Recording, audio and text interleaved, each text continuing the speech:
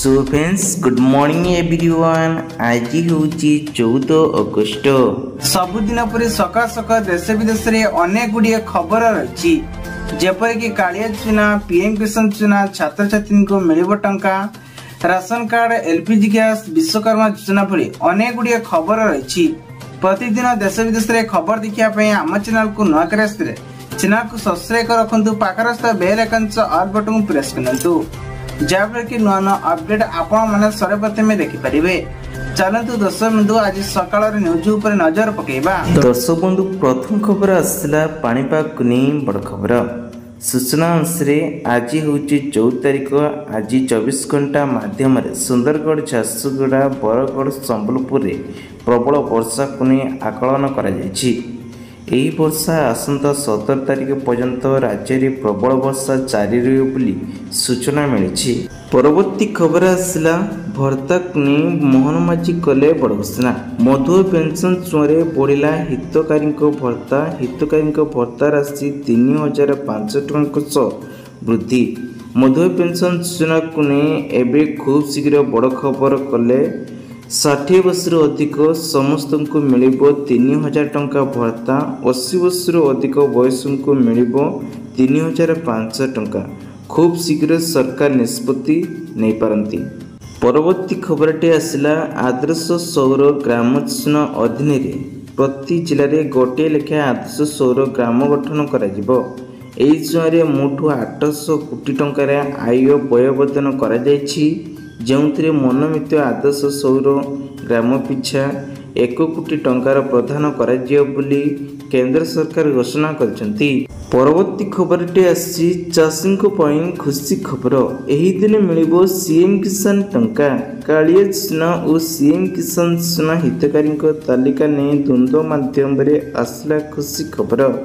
चाषी को टंका देवे मोहन सरकार। नुआखाई अवसर चाषी को मिल सीएम किसान योजन टंका। एने समस्त को प्रति चूड़ांत शेष पर्यायर रही। परवर्ती खबरटी आसला स्कूल छात्र छात्री मानक पई स्वतंत्र व्यवस्था।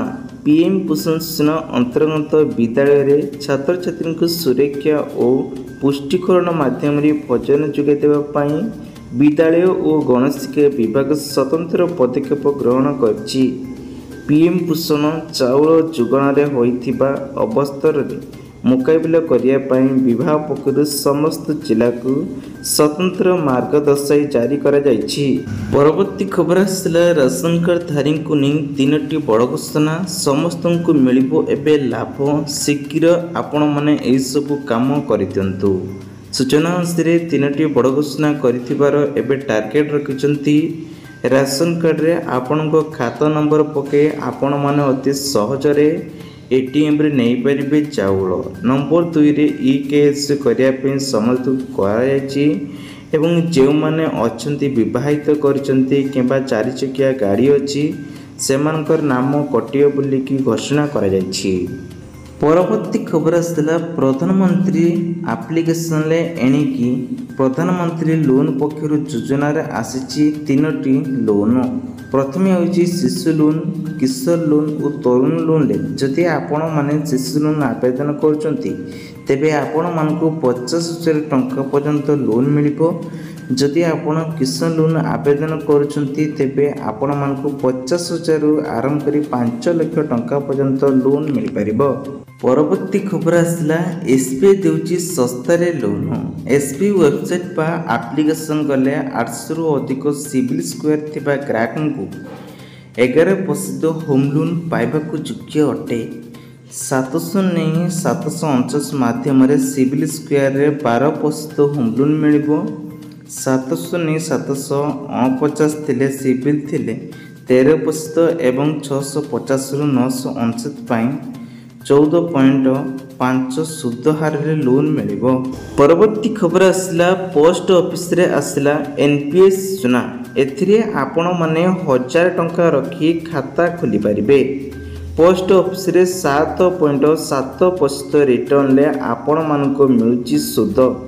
जदि आपण 5 वर्ष पाई 10,000 टंका विनियोग करंती तेबे जमा परिकता हेबा परे ଆପଣମାନଙ୍କୁ 14,990 ଟଙ୍କା ମିଳିବ।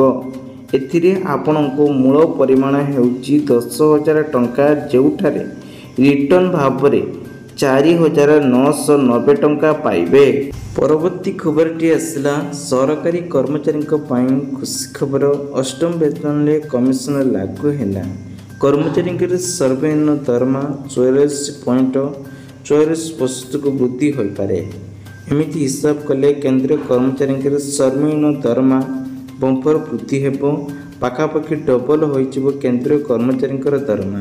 ପରବର୍ତ୍ତୀ ଖବର ଆସିଲା ମିଶନ ଶକ୍ତି ମା ମାନେ ପ୍ରସ୍ତୁତ କଲେ 53 ଲକ୍ଷ ତିରଙ୍ଗା ପତାକା। ସୂଚନା ଅନୁସାରେ ଓଡ଼ିଶା ସମାଚାରରେ ଏବେ ରଜତ ହୋଇ ଆଦିଶଙ୍କ ଏବେ ଶ୍ରୀ ନରେନ୍ଦ୍ର ମୋଦିଙ୍କ ନେତୃତ୍ୱ ସହ ହର ହର ତିରଙ୍ଗା ଅଭିନୀତ ଅନୁଷ୍ଠିତ ହେବାକୁ ଯାଉଛି। ପରବର୍ତ୍ତୀ ଖବର ଆସିଛି ସୁଭଦ୍ରା ଯୋଜନା କାହାକୁ ମିଳିବ 50,000 ଟଙ୍କା। ସେ ନେଇ ସୁଭଦ୍ରା ଯୋଜନାକୁ ନେଇ ଏକ ଘୋଷଣା କରିଛନ୍ତି ଉପମୁଖ୍ୟମନ୍ତ୍ରୀ ପ୍ରଭାତୀ ପରିଡ଼ା। ସୁଭଦ୍ରା ଯୋଜନା ପାଇଁ ଏବେ 10,000 କୋଟି ଟଙ୍କା ବ୍ୟୟବଦ୍ଧ କରାଯାଇଛି। ଅଗଷ୍ଟ 15 ସୁଦ୍ଧା ମୋଟାମୋଟି ଆସିବ। ପ୍ରଧାନମନ୍ତ୍ରୀ କେନ୍ଦ୍ର ସରକାରଙ୍କର ଶୁଭ ଆରମ୍ଭ କରିବେ। ସେପ୍ଟେମ୍ବର 17ରେ ମହିଳାମାନଙ୍କୁ 50,000 ଟଙ୍କା ଭାଉଚର ମିଳିବ। ମମତା ନିର୍ବାଚନ ପରେ ଏହା କହିବେ। ପରବର୍ତ୍ତୀ ଖବର ଆସିଲା ଏଲ୍ପିଜି ଗ୍ୟାସ୍ ତାରିଙ୍କ ପାଇଁ ଖୁସି ଖବର। ରାକ୍ଷୀ ପୂର୍ଣ୍ଣିମା ପର୍ବ ପାଖେଇ ଆସୁଛି ଏବଂ ଏହି ଅବସରରେ ରାଜ୍ୟ ସରକାର ମହିଳାମାନଙ୍କ ପାଇଁ ବିଶେଷ ଉପହାର ଘୋଷଣା କରିଛନ୍ତି। ଏହି କ୍ରମରେ ମଧ୍ୟପ୍ରଦେଶ ସରକାର ମହିଳାମାନଙ୍କ ପାଇଁ ବଡ଼ ଉପହାର ଏକ କହିଛନ୍ତି, ଯାହାର ରାଜ୍ୟରେ ଲକ୍ଷ ଲକ୍ଷ ମହିଳାମାନଙ୍କୁ ଉପକୃତ କରିବ ଏବଂ ଏଲ୍ପିଜି ଗ୍ୟାସ୍ରେ 450 ଟଙ୍କାରେ ମିଳିବ ବୋଲି ସୂଚନା ଦେଇଛନ୍ତି। ପରବର୍ତ୍ତୀ ଖବର ଆସିଲା ଆସନ୍ତା ସପ୍ତାହରେ 5 ଦିନ ସ୍କୁଲ ଛୁଟି। ଛାତ୍ରଛାତ୍ରୀଙ୍କ ପାଇଁ ଖୁସି ଖବର। ଆସନ୍ତା ଲଗାତାର ଏବେ 5 ଦିନ ପର୍ଯ୍ୟନ୍ତ ସ୍କୁଲ ଛୁଟି ରହିବ। ପରବର୍ତ୍ତୀ ଖବରଟି ଆସିଛି ସୋସିଆଲ ମିଡ଼ିଆରେ ବର୍ତ୍ତମାନ ନବୀନ ଲେଖିଛନ୍ତି ବିଜେପି ତାର ନିର୍ବାଚନ ଘୋଷଣାପତ୍ରରେ ଭର୍ତ୍ତାଧାରୀଙ୍କୁ 3,000 ତଥା 3,500 ଟଙ୍କା ଭତ୍ତା ପ୍ରଦାନ ପାଇଁ ପ୍ରତିଶ୍ରୁତି ଦେଇଥିଲେ। ଏହି ବୟସଙ୍କ ଭିନ୍ନକ୍ଷମ, ବିଧବା ତଥା ନିରାଶ୍ରୟକମାନେ ସାମିଲ ଥିଲେ। ହେଲେ ବଜେଟରେ କୁହାଯାଇଛି କେବଳ 80 ବର୍ଷ ବୟସରୁ ଅଧିକ ବୟସ ଏବଂ 80% ଅକ୍ଷମତା ଥିବା ଭିନ୍ନକ୍ଷମ ଏହି ବାଧ୍ୟତା ଭତ୍ତା ପାଇବେ। ତେବେ 45 କୋଟି ଟଙ୍କାର ଋଣ ନେଇ ମଧ୍ୟ ଘୋଷଣା ପାଳନ କରାଯାଉ ନାହିଁ ବୋଲି ନବୀନ ସ୍ପଷ୍ଟ କରି ପୋଷ୍ଟ କରିଛନ୍ତି। ପରବର୍ତ୍ତୀ ଖବର ଆସିଲା ୟୁପିଆଇ କରିଥିଲେ ହୋଇଯାନ୍ତୁ ସାବଧାନ। ୟୁପିଆଇ ପେମେଣ୍ଟ ନାଁରେ ଏକ ନୂଆ ଉପାୟ ଠକେଇ ହେବାର ଜଣାପଡ଼ିଛି। ଯଦି ଆପଣ ବି ୟୁପିଆଇ ପେମେଣ୍ଟ କରୁଛନ୍ତି ତେବେ ଆପଣଙ୍କୁ ଏହିଭଳି ଫ୍ରଡ୍ରେ ସାବଧାନ ରହିବାକୁ ପଡ଼ିବ। ସ୍କାମ୍ସ ଲୋକମାନଙ୍କୁ ନିଜ ଜାଲରେ ଫସାଇବା ପାଇଁ ନୂଆ ଉପହାର ଉପାୟ ବାହାର କରୁଛନ୍ତି। ଲୋକମାନଙ୍କୁ କେବେ କେବେ ଉପହାର ନାଁରେ, କେବେ କେବେ ଡେଲିଭରି ନାଁରେ ତ କେବେ କେବେ ପ୍ରାଇଜ୍ ମିନି ପ୍ରାଇଜ୍ ନାଁରେ ଠକାମି ଶିକାର କରୁଛନ୍ତି। ପରବର୍ତ୍ତୀ ଖବର ଆସିଲା ଆପଣଙ୍କ ପାଖରେ 10 ଟଙ୍କିଆ କଏନ୍ ଅଛି କି?